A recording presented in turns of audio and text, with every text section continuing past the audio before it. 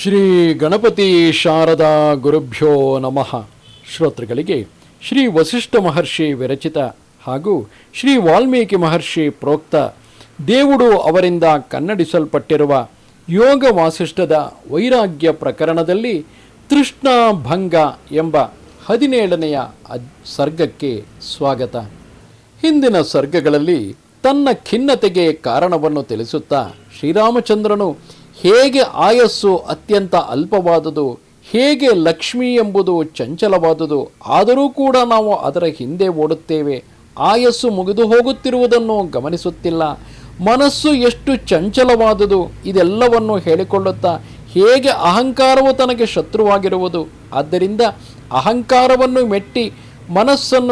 ಮೆಟ್ಟಿ ನಿಲ್ಲುತ್ತಾ ಮನಸ್ಸನ್ನು ಗೆದ್ದು ತಾನು ಅರಿಯಬೇಕಾದುದನ್ನು ಅರಿಯಬೇಕೆಂದು ಬಯಸುತ್ತೇನೆ, ಅದನ್ನು ತನಗೆ ತಿಳಿಸಬೇಕೆಂದು ವಿಶ್ವಾಮಿತ್ರನಲ್ಲಿ ಕೇಳಿಕೊಳ್ಳುತ್ತಿರುವನು.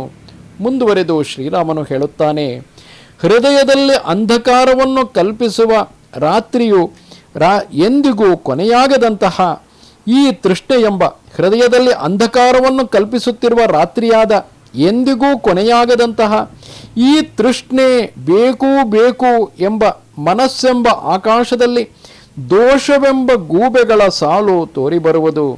ಸೂರ್ಯ ಪ್ರಕಾಶದಿಂದ ದ್ರವತ್ವ ಮೃದುತ್ವಗಳನ್ನು ಕಳೆದುಕೊಂಡು ಒಣಗಿರುವ ಕೆಸರಿನಂತೆ ಅಂತರ್ದಾಹವನ್ನು ಉಂಟು ಮಾಡುವ ಈ ಚಿಂತೆಯಿಂದ ನಾನು ಬತ್ತಿ ಹೋಗಿರುವೆನು.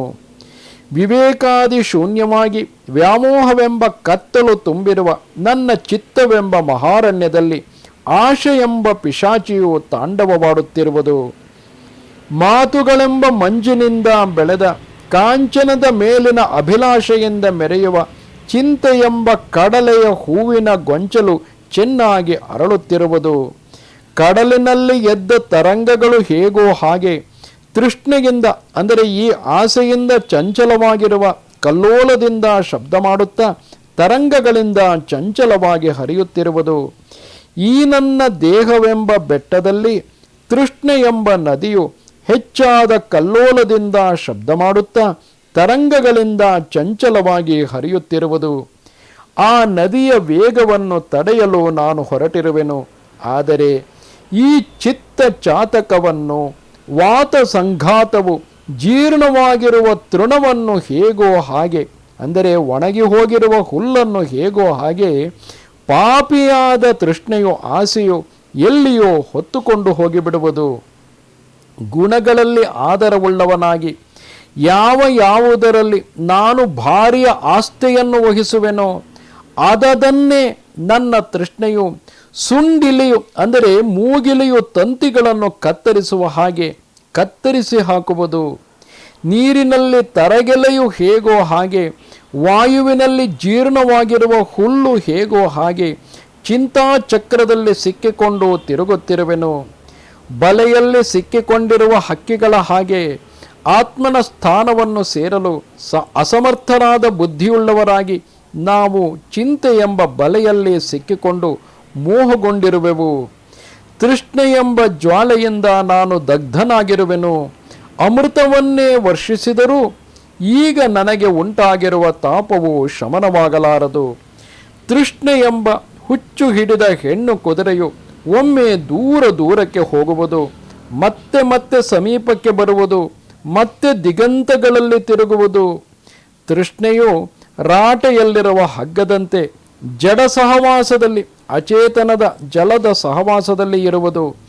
ಮೇಲಕ್ಕೂ ಕೆಳಕ್ಕೂ ಅಂದರೆ ಸ್ವರ್ಗ ನರಕಗಳಿಗೆ ಹತ್ತಿ ಇಳಿಯುವುದು. ಒಂದು ಗಳಿಗೆಯೂ ನಿಲ್ಲದೆ ಆಡುವುದು, ಗಂಟು ಬಿದ್ದಿರುವುದು. ಇಲ್ಲಿ ಗ್ರಂಥಿ ಎಂದರೆ ಹೃದಯ ಗ್ರಂಥಿಯು, ಅದು ಪರಮಾತ್ಮನ ದರ್ಶನವಾಗುವವರೆಗೂ ಬಿಚ್ಚುವುದಿಲ್ಲ. ಅದು ಬಿಚ್ಚುವವರೆಗೂ ಸಂಶಯ ಅಧ್ಯಾಸಗಳ ವಿಚ್ಛೇದವಾಗುವುದಿಲ್ಲ. ದೇಹದೊಳಗೆ ಗಂಟು ಹಾಕಿಕೊಂಡಿರುವ ಹೇಗೋ ಕತ್ತರಿಸುವುದಕ್ಕೆ ಆಗದ ಈ ತೃಷ್ಣೆಯು ಕತ್ತೆಯನ್ನು ಹಗ್ಗವು ಎಳೆದುಕೊಂಡು ಹೋಗುವಂತೆ ಜನರನ್ನು ಎಳೆದುಕೊಂಡು ಹೋಗುವುದು.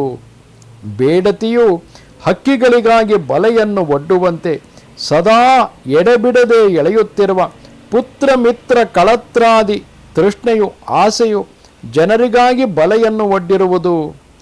ಈ ಆಸೆ ಎಂಬುದು ಕೃಷ್ಣ ಪಕ್ಷದ ರಾತ್ರಿಯಂತೆ ಧೀರನಾದ ನನ್ನನ್ನು ಹೆದರಿಸುವುದು, ಕಣ್ಣು ಉಳ್ಳವನಾದರೂ ಕುರುಡನನ್ನಾಗಿ ಮಾಡುವುದು, ಆನಂದ ಉಳ್ಳವನಾದರೂ ಖೇದ ಪಡುವಂತೆ ಮಾಡುವುದು. ತೃಷ್ಣೆಯು ಕೃಷ್ಣ ಸರ್ಪಿಣಿಯಂತೆ ಕಾಲಸರ್ಪದಂತೆ ವಕ್ರಗತಿಯುಳ್ಳದ್ದು, ಮುಟ್ಟುವುದಕ್ಕೆ ಪ್ರಿಯವಾದರೂ ವಿಷರೂಪವಾದ ವೈಷಮ್ಯವನ್ನು ಬೆಳೆಸುವುದು, ಹಠಾತ್ತಾಗಿ ಮುಟ್ಟಿದರೂ ಕಚ್ಚಿ ಮರಣವನ್ನು ಉಂಟು ಮಾಡುವುದು. ತೃಷ್ಣೆಯು ಕಾಳರಕ್ಕಸಿಯಂತೆ ಗಂಡಸರ ಹೃದಯವನ್ನು ಒಡೆಯುವುದು, ಮಾಯೆಗಳನ್ನು ರೋಗಗಳನ್ನು ಒಡ್ಡುವುದು, ದೌರ್ಭಾಗ್ಯವನ್ನು ಉಂಟು ಮಾಡುವುದು, ತಾನು ದೀನವಾಗಿದ್ದು ನಮ್ಮನ್ನು ದೀನರನ್ನಾಗಿ ಮಾಡುವುದು. ಮಂಪರೆಂಬ ಅಂದರೆ ಮುರುಕು ತಂತಿಯ ಗುಂಪು ಮೈಗೆ ಸುತ್ತಿಕೊಂಡು ಈ ಹಳೆಯ ಒಡಕು ವೀಣೆ ಎಂಬ ತೃಷ್ಣೆ ಎಲೈ ಬ್ರಹ್ಮನೇ ಸಂತೋಷದಲ್ಲಿ ಶೋಭಿಸುವಂತಹುದಲ್ಲ. ನಿತ್ಯವೂ ಕೊಳಕಾದ ಕಟುವಾಗಿದ್ದು ಹುಚ್ಚು ಹಿಡಿಸುವ ಉದ್ದ ನಾರಿನ ಅಂಟಂಟಾದ ಕೊರಕಲಿನ ನಡುವೆ ಬೆಳೆದ ಬಳ್ಳಿಯಂತೆ ನಿತ್ಯವೂ ಮಲಿನವಾದದ್ದು, ಕಟುವಾದದ್ದು, ಹುಚ್ಚು ಹಿಡಿಸುವುದು, ಸೋಮಾರಿತನ ಉಂಟು ಮಾಡುವುದು, ಮನಸ್ಸಿಗೆ ಅಂಟಿಕೊಳ್ಳುವುದು ಹೃದಯದ ಕೊರಕಲಿನಲ್ಲಿನ ಈ ತೃಷ್ಣೆ. ಆನಂದ ಕೊಡದ ಹೂವಿಲ್ಲದೆ ಶೂನ್ಯವೂ ನಿಷ್ಫಲವು ಅಂದರೆ ಹಣ್ಣು ಬಿಡದೇ ಇರುವುದು, ವ್ಯರ್ಥವಾಗಿ ಎತ್ತರಕ್ಕೆ ಬೆಳೆದದ್ದು ಆದ ಅಮಂಗಲವೂ ಕ್ರೂರವೂ ಆದ ಹಾಳು ಮರದ ಮೇಲಿನ ಗೊಂಚಲಿನಂತೆ ಈ ತೃಷ್ಣೆ.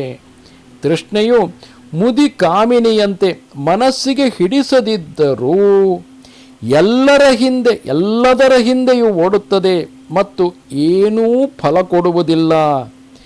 ತೃಷ್ಣ ಜಡ್ಡು ಹಿಡಿದ ಮುದಿ ನರ್ತಕಿಯಂತೆ ನಾನಾ ರಸದಿಂದ ಕೂಡಿದ ದೊಡ್ಡ ಸಂಸಾರದಲ್ಲಿ ಭುವನವೆಲ್ಲ ಭೋಗಿಸುವ ರಂಗದಲ್ಲಿ ಕುಣಿಯುತ್ತದೆ. ವಿಶಾಲವಾದ ಸಾಗರವೆಂಬ ಗೋಂಡಾರಣ್ಯದಲ್ಲಿ ಮುಪ್ಪೆಂಬ ಹೂ ಬಿಟ್ಟು ಹಾಳು ಬೀಳುಗಳೆಂಬ ಹಣ್ಣು ಜೊಂಪೆಗಳನ್ನು ಬಿಟ್ಟ ವಿಸ್ತಾರವಾದ ವಿಷಲತೆ ಈ ತೃಷ್ಣ. ಅಲ್ಲೂ ಹಾಳು ಮಾಡಲು ಸಾಧ್ಯವಾಗದಿದ್ದರೆ ಕಿತ್ತು ಹೋದ ಮುದಿ ನರ್ತಕಿಯಂತೆ ತೃಷ್ಣೆ ಆನಂದರಹಿತವಾಗಿ ಹಾಳುಗೆಡಹುವ ತಾಂಡವದ ಹಠ ಉದ್ರೇಕಗಳ ಗತಿಯನ್ನು ಹೊಂದುತ್ತದೆ. ಮಳೆಯಲ್ಲಿ ಕುಣಿವ, ಶರತ್ಕಾಲದಲ್ಲಿ ಸುಮ್ಮನಾಗುವ, ದಾಟಲಾಗದ ಕಡೆ ಕಾಲಿಡುವ ಚಪಲ ಹೆಣ್ಣು ನವಿಲಿನ ಹಾಗೆ ತೃಷ್ಣೆ ಎಂಬ ಚಿಂತೆಯು ಮೋಹದಲ್ಲಿ ಕುಣಿದು ವಿವೇಕದಲ್ಲಿ ಸುಮ್ಮನಾಗಿ ಅಯೋಗ್ಯವಾದ ಕಡೆಗೆ ಹೆಜ್ಜೆ ಇಡುವುದು. ಬಹುಮಟ್ಟಿಗೆ ಕಲ್ಲು ತುಂಬಿ ಬಹಳ ಕಾಲ ಬರಿದಾಗಿ ಕ್ಷಣಕಾಲ ಮಾತ್ರ ಮೆರೆಯುವ ಮಳೆ ನೀರಿನ ತೊರೆಯಂತೆ ತೃಷ್ಣೆಯು ಜಡತೆಯಿಂದ ತುಂಬಿ ಬಹಳಷ್ಟು ಪಾಳು ಬಿದ್ದಿದ್ದು ಒಂದು ಕ್ಷಣಕಾಲ ಮಾತ್ರ ಉಲ್ಲಾಸದಾಯಕವಾದದ್ದು.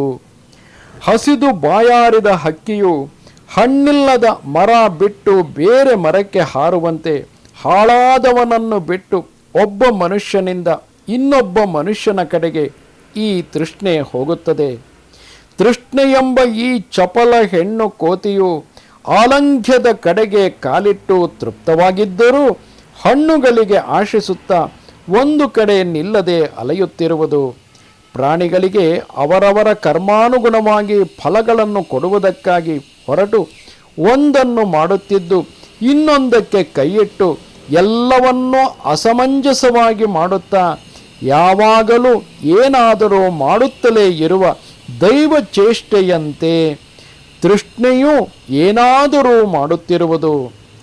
ತೃಷ್ಣೆ ಎಂಬ ಹೆಣ್ಣು ದುಂಬಿಯು ಹೃತ್ಪದ್ಮದಲ್ಲಿ ನಿಂತು ಅಲ್ಲಿಂದ ಹೊರಟು ಒಂದು ಕ್ಷಣದಲ್ಲಿ ಪಾತಾಳಕ್ಕೆ ಹೋಗಿ ಮತ್ತೊಂದು ಕ್ಷಣದಲ್ಲಿ ನಭಸ್ಥಲವನ್ನು ಏರಿ ಇನ್ನೊಂದು ಕ್ಷಣದಲ್ಲಿ ಯಾವುದೋ ದಿಗಂತದಲ್ಲಿ ಇರುವ ಕುಂಜದಲ್ಲಿ ಅಲೆಯುವುದು. ಅಂತಃಪುರದಲ್ಲಿ ಇದ್ದವನನ್ನೂ ಕೂಡ ಅತಿ ಸಂಕಟಕ್ಕೆ ಗುರಿ ಮಾಡುವ ಈ ತೃಷ್ಣೆಯು ಸಂಸಾರದಲ್ಲಿರುವ ಸರ್ವ ದೋಷಗಳಿಗಿಂತಲೂ ಕೆಟ್ಟದು. ಇದರಂತೆ ದೀರ್ಘ ದುಃಖವನ್ನು ಕೊಡುವುದು ಬೇರೆ ಯಾವುದೂ ಇಲ್ಲ.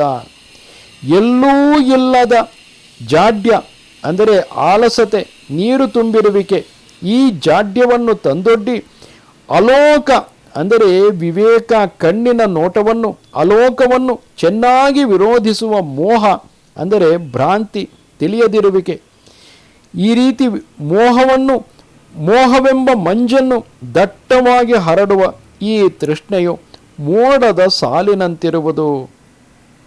ಈ ತೃಷ್ಣೆಯು ಸಂಸಾರದಲ್ಲಿದ್ದು ವ್ಯವಹಾರ ಮಾಡುವ ಎಲ್ಲ ಜಂತುಗಳಿಗೂ ಸೇರಿಸಿ ಕಟ್ಟುವ ಹಗ್ಗದಂತಿದ್ದು ಎಲ್ಲರ ಮನಸ್ಸನ್ನು ಕಿತ್ತು ಮಾಲೆ ಮಾಡಿ ಹಾಕಿಕೊಂಡಿರುವುದು. ಈ ತೃಷ್ಣೆಯು ಕಾಮನ ಬಿಲ್ಲಿನಂತೆ ನಾನಾ ವರ್ಣಗಳಿಂದ ಕೂಡಿ ಹಣ ಗುಣ ಅಂದರೆ ಹಗ್ಗ ಸದ್ಗುಣ ಈ ಗುಣಶೂನ್ಯವಾಗಿ ದೀರ್ಘವಾಗಿ ಅರ್ಧಾರ್ಧವಾಗಿ ಕಾಣುತ್ತಾ ತಾನು ಶೂನ್ಯವಾಗಿ ಶೂನ್ಯದಲ್ಲಿ ಅಂದರೆ ಆಕಾಶದಲ್ಲಿ ನಿಂತಿರುವುದು. ಗುಣಗಳೆಂಬ ಸಸ್ಯಗಳಿಗೆ ಸಿಡಿಲಾಗಿ ಆಪತ್ತುಗಳ ಬೆಳೆಯನ್ನು ತರುವ ಶರದೃತುವಾಗಿ ಸಮ್ಯಕ್ ಜ್ಞಾನವೆಂಬ ಪದ್ಮಗಳಿಗೆ ಹಿಮವಾಗಿ ತಮೋಗುಣಕ್ಕೆ ದೀರ್ಘ ರಾತ್ರಿಯಾಗಿ ಇರುವುದು. ಸಂಸಾರವೆಂಬ ನಾಟಕದ ನಟಿಯು ಈ ತೃಷ್ಣೆಯು, ಪ್ರವೃತ್ತಿಪರವಾದ ಮನಸ್ಸೆಂಬ ಪಂಜರದ ಲೀಲಾಪಕ್ಷಿಯು, ಮನಸ್ಸೆಂಬ ಅರಣ್ಯದ ಜಿಂಕೆಯು, ಮನ್ಮಥನು ಹಾಡಬೇಕೆಂದಾಗ ತೆಗೆದುಕೊಳ್ಳುವ ವೀಣೆಯು. ಈ ತೃಷ್ಣೆಯು ವ್ಯವಹಾರವೆಂಬ ಸಮುದ್ರದಲ್ಲಿ ಹರಿಯುವ ಪ್ರವಾಹವು, ಮೋಹವೆಂಬ ಆನೆಯ ಕತ್ತಿನಲ್ಲಿರುವ ಸರಪಳಿಯು, ಸೃಷ್ಟಿಯೆಂಬ ಆಲದ ಮರದ ಕೊಂಬೆಯು, ದುಃಖವೆಂಬ ನೈದಿಲೆಗಳಿಗೆ ಚಂದ್ರಿಕೆಯು, ಜರಾಮರಣ ದುಃಖಗಳನ್ನು ಭದ್ರವಾಗಿ ಇಟ್ಟಿರುವ ರತ್ನದ ಪೆಟ್ಟಿಗೆಯು, ಆದಿವ್ಯಾಧಿಗಳ ವಿಲಾಸಗಳಿಗೆ ಕಾರಣಲಾದ ಮತ್ತ ವಿಲಾಸಿನಿಯು. ಈ ತೃಷ್ಣೆಯು ಒಂದು ಗಳಿಗೆ ನಿರ್ಮಲವಾಗಿದ್ದು ಮತ್ತೊಂದು ಗಳಿಗೆ ಮಂಜು ಮುಚ್ಚಿಕೊಂಡಿರುವ ಆಕಾಶ ವೀಥಿಯಂತೆ ಇರುವುದು. ಮೋಡಗಳಿಂದ ಕೂಡಿ ಬಲು ಕತ್ತಲಿನಿಂದ ಕೂಡಿರುವ ರಾತ್ರಿಯು ಮುಗಿದರೆ ರಾಕ್ಷಸನ ಭಯವು ನಿವೃತ್ತಿಯಾಗುವಂತೆ ಈ ತೃಷ್ಣೆಯು ಶಾಂತವಾದರೆ ಜನ್ಮಗಳನ್ನೆತ್ತುವ ಆಯಾಸವು ಶಾಂತವಾಗುವುದು. ತೃಷ್ಣಾ ಎಂಬ ವಿಷವಿಷೂಚಿಕೆ ಅಂದರೆ ವಾಂತಿ ಭೇದಿಯು ಎಲ್ಲಿಯವರೆಗೆ ಆಶ್ರಯಿಸಿರುವುದೋ ಅಲ್ಲಿಯವರೆಗೆ ವ್ಯಾಕುಲ ಚಿತ್ತದಿಂದ ಈ ಲೋಕವು ಮೂಕವಾಗಿ ಮೋಹದಲ್ಲಿ ಬಿದ್ದಿರುವುದು. ಈ ಲೋಕವು ಎಂದರೆ ವಿಷಯೋಭೋಗ ಚಿಂತೆಯನ್ನು ಬಿಡುವುದೋ ಅಂದು ಈ ಲೋಕವು ಎಂದು ವಿಷಯ ಭೋಗವೆಂಬ ಚಿಂತೆಯನ್ನು ಬಿಡುವುದೋ ಅಂದು ಎಲ್ಲ ದುಃಖಗಳನ್ನು ನೀಗುವುದು. ಈ ವಿಷಯೋಪಭೋಗ ಚಿಂತೆಯನ್ನು ಬಿಡುವುದೇ ತೃಷ್ಣ ವಿಷೂಚಿಕೆಗೆ ತಕ್ಕ ಮಂತ್ರವೆಂದು ಹೇಳುವರು. ಮಡುವಿನಲ್ಲಿರುವ ಮೀನು ನೀರಿಗೆ ಬಿದ್ದು ಹುಲ್ಲು ಕಲ್ಲು ಕಡ್ಡಿ ಮೊದಲಾದ ಎಲ್ಲವನ್ನು ಮಾಂಸವೆಂದೇ ಭಾವಿಸಿ ಹಿಡಿದುಕೊಳ್ಳುತ್ತಾ ಕೊನೆಗೆ ಹೇಗೆ ಗಾಳಕ್ಕೆ ಸಿಕ್ಕಿ ಹತವಾಗುವುದೋ ಹಾಗೆಯೇ ತೃಷ್ಣೆಗೆ ಸಿಕ್ಕಿದವನ ಗತಿಯೂ ಆಗುವುದು. ರೋಗ ಪೀಡೆಗಳು, ಸ್ತ್ರೀ ಕಾಮುಕತೆಯು ಎಂತಹ ಗಂಭೀರನಾದ ಪುರುಷನನ್ನು ಕೂಡ ಸೂರ್ಯನ ಕಿರಣಗಳು ಪದ್ಮವನ್ನು ಅರಳಿಸುವಂತೆ ಎದ್ದು ಕುಣಿಯುವಂತೆ ಮಾಡುವವು. ಒಳಗೆ ಏನೂ ಇಲ್ಲದ ಟೊಳ್ಳಾಗಿ ಗಂಟು ಗಂಟಾಗಿ ಮೊಳೆಯುತ್ತಲೇ ಕಂಟಕಮಯವಾಗಿ ಮುಕ್ತಾಮಣಿ ಪ್ರಿಯವಾಗಿರುವ ಬಿದಿರಿನಂತೆ ತೃಷ್ಣೆಯೂ ಆಗುವುದು. ಆಹಾ, ಏನು ವಿಚಿತ್ರವಿದು! ಬುದ್ಧಿವಂತರಾದವರು ಕತ್ತರಿಸುವುದಕ್ಕೆ ಅಸಾಧ್ಯವಾದುದಾದರೂ ಈ ತೃಷ್ಣೆಯನ್ನು ವಿವೇಕವೆಂಬ ತೇಜಸ್ವಿಯಾದ ಖಡ್ಗದಿಂದ ಕತ್ತರಿಸುವರು. ಖಡ್ಗಧಾರೆಯಾಗಲಿ ವಜ್ರಾಹತಿಯಾಗಲಿ ಕಾದ ಕಬ್ಬಿಣದ ಗಣಗಳ ಕಿಡಿಗಳಾಗಲಿ ಮನಸ್ಸಿನಲ್ಲಿರುವ ತೃಷ್ಣೆಯಷ್ಟು ತೀವ್ರಗಳಲ್ಲ. ಈ ಉಜ್ವಲವಾಗಿ ಅಸಿತವೂ ತೀಕ್ಷ್ಣವೂ ಆದ ಅಗ್ರವುಳ್ಳದ್ದಾಗಿ ಸ್ನೇಹದಿಂದ ಬೆಳೆಯುವ ಆಯಸ್ಸುಳ್ಳದ್ದಾಗಿ ಒಳ್ಳೆಯ ಬೆಳಕುಳ್ಳದ್ದಾಗಿ ದಾಹದಿಂದ ಮುಟ್ಟುವುದಕ್ಕೆ ಆಗದುದಾಗಿ ಇರುವ ದೀಪ ಶಿಖೆಯಂತೆ ತೃಷ್ಣೆಯು ಭೋಗಗಳಿಂದ ಉಜ್ವಲವಾಗಿದ್ದರೂ ಕೊನೆಯಲ್ಲಿ ತೀಕ್ಷ್ಣವಾದ ದುಃಖವುಳ್ಳದ್ದು, ಅದರಲ್ಲಿ ಅಭಿರುಚಿ ಇದ್ದಷ್ಟು ಬೆಳೆಯುವುದು, ಸಹಿಸುವುದಕ್ಕೆ ಆಗದಷ್ಟು ದಾಹದಿಂದ ಕೂಡಿ ಪ್ರತ್ಯಕ್ಷವಾಗುವುದು ಆಗಿರುವುದು. ಧೈರ್ಯದಲ್ಲಿ ಮೇರು ಸಮನಾಗಿದ್ದರೂ, ಪ್ರಾಜ್ಞನಾದರೂ, ಶೂರನಾದರೂ, ಸ್ಥಿರನಾದರೂ, ನರೋತ್ತಮನೇ ಆಗಿದ್ದರೂ ತೃಷ್ಣೆಯು ಅವನನ್ನು ತೃಣದಂತೆ ಹಗುರವಾಗಿ ಮಾಡಿಬಿಡುವುದು. ವಿಂಧ್ಯ ಪರ್ವತದಿಂದ ಬರುತ್ತಾ ವಿಸ್ತಾರವಾಗಿ ಹರಡಿರುವ ಕಾಡುಗಳಲ್ಲಿ ಹರಿದು ಬಂದಿರುವುದರಿಂದ ಭಯಂಕರವಾಗಿ ಮೋಡಗಳಿಂದ ಸುರಿಯುವ ನೀರಿನಿಂದ ತುಂಬಿ ಅಂಧಕಾರದಿಂದಲೂ ದಟ್ಟವಾದ ಮಂಜಿನಿಂದಲೂ ಕೂಡಿರುವ ಮಹಾನದಿಯಂತೆ ತೃಷ್ಣೆಯು ಬಹುವಾಗಿ ಹಬ್ಬಿ ದುರ್ಗಮವಾಗಿರುವುದು, ಭಯಂಕರವಾಗಿರುವುದು. ಒತ್ತಾಗಿರುವ ಬಲೆಯಂತೆ ರಜೋಗುಣದಿಂದ ತುಂಬಿ ಬಂಧಕವಾಗಿರುವುದು, ತಮೋಗುಣದಿಂದ ಕೂಡಿ ಹಾದಿಯನ್ನು ಬಿಡದಿರುವುದು.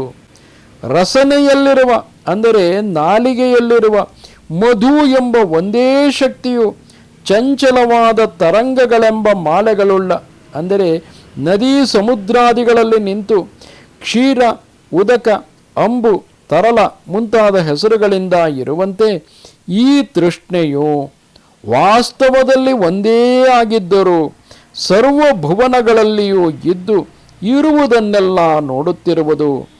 ದೇಹದಲ್ಲಿಯೇ ಇದ್ದರೂ ಕಾಣುವುದಕ್ಕೆ ಕಷ್ಟವಾಗಿರುವುದು. ಇಂತಿದು ಆರ್ಷವೂ ವಾಲ್ಮೀಕಿ ಪ್ರೋಕ್ತವೂ ಆದ ಶ್ರೀಮದ್ ವಾಸಿಷ್ಠ ರಾಮಾಯಣದಲ್ಲಿ ತೃಷ್ಣಾಭಂಗ ಎಂಬ 17ನೆಯ ಸರ್ಗವು. ನಮಸ್ತೆ ಶಾರದೆ ದೇವಿ ಕಾಶ್ಮೀರ ಪುರವಾಸಿನಿ ತ್ವಾಮಹಂ ಪ್ರಾರ್ಥಯೇ ನಿತ್ಯಂ ವಿದ್ಯಾದಾನಂಚ ದೇಹಿಮೆ. ನಮಸ್ಕಾರ.